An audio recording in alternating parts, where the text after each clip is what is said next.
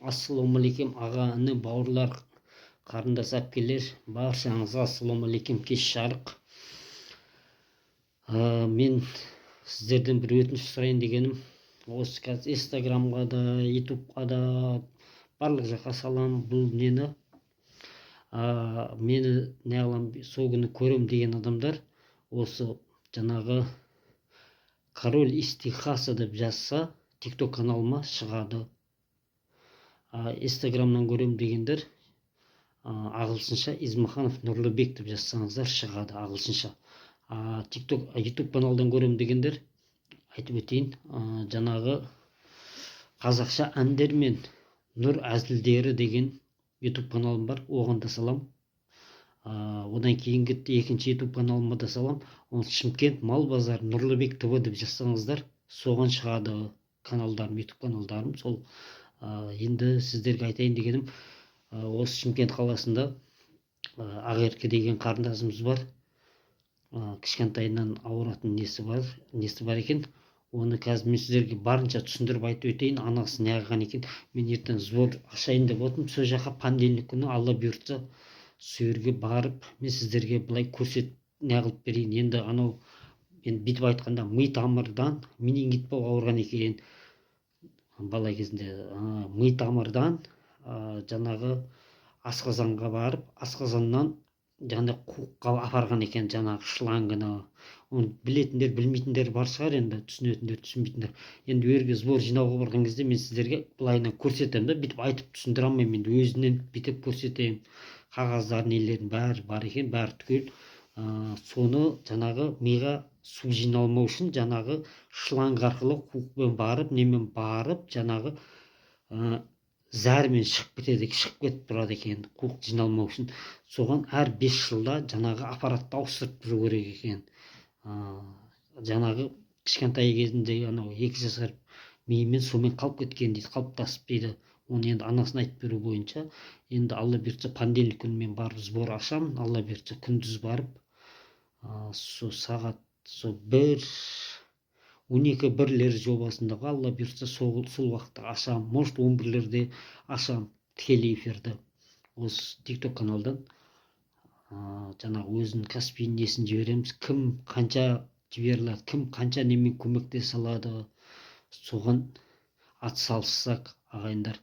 Енді өрге өз каспи нөмірін жазып өтеміз. Ол әпшенің өзі неғылады, жаңағы сөйді отырады, жаңағы көрсетіп, айтып түсіндіріп, енді мен барынша айтып түсіндіріп беріп жатырмын. Енді барған екен өзі көзіммен неғылып, енді былайынша мен көрдім, мен жаңағы видеомен көріп, көрсетіп неғылды. Енді барып қанша деген мен өз көзіммен былай алдына барып көрсетемін сіздерге. Соған енді 1 миллионнан астам қаражат керек болып жатыр екен. Соны ертерек операция жасатып, жаңағы несін салдыру керек екен, жаңа аппараттарын салдыруымыз керек екен. Соған айтып жатыр, жаңағы салдыру керек дейді, әр 5 жылдан кешіктірмеу керек деп. Содан кейін ол қызды анау көктемге жетпей, соны қазірден бастап жасап, неғылып емін жасап қою керек дейді. Одан кейін ана жүйкесі ауырады екен, күзде көктемде оны анау неге апарып жатқызып тұрады екен. Оны сөйерде анасын өзі айтып береді. Жаңағы жүйке ауруымен ауырады екен. Оны күзде көктемде ар жаққа апарып жатқызып тұрады екен. Соғасын жаңағыны емдетіп, жаңағыдай аппаратын салдырып, оғасын емделіп шығу керек екен. Соған осы 1 апта, 2 аптаның ішінде 1 миллионнан астам қаражат қажет екен. Соны жинап беруге атсалысайық, мұсылман бауырлар, ағайындар. Енді понедельник күні Алла бұйыртса мен барып сөйраға және прямой эфир ашамын күндіз 11-12-1 шамасында. Енді өрге барғаныма енді байланысты осы Шымкент облысында енді бізден арылау тұрады екен. Барып бақа неғылып түсіріп көрсетемін сіздерге бәрін полный. Соған атсалысайық ағайындар. Бәріміз мұсылман бауырларымыз, бәріміз неміз. Сол қызымызға жәрдем берейік. 20 жаста дейді, 20 жаста болса сол 2004 шамасында да, 2003 неде да, биыл 21-ге келеді деп отыр, бірақ 2 жасар баланың миымен қалыптасып қалған деп. Соған жаңағы аппаратын ауыстырып, аппаратын емдеуге, аппаратын салдыруға атсалысып қол ұшын беріп жіберейік. Анасын өзі де ауырады, неғылады екен, анау жаңағы енді ол кісінің де несі жоқ, денсаулығы жоқ, несі жоқ бүйтіп айтқанда, кейін ертең өзі түсіндіріп айтып береді сол жерде. Жалғыз бастана, бала шағасы көп, бала шағасының бәрі әлі жас, күйеуі ерте қайтыс болған. Соған қол ұшын беріп атсалысайық ағайындар сіздерге. Мені танитындарыңыз білесіздер. Мен басқа блогерлар сияқты анау өз пайдамды ойлап, андай қылып неғылмаймын. Мен айтып жатқаным, мен прямой тікелей айтамын өз сөзімді. Мен андай екі сөйлеп біреуге неғылатын адам емеспін.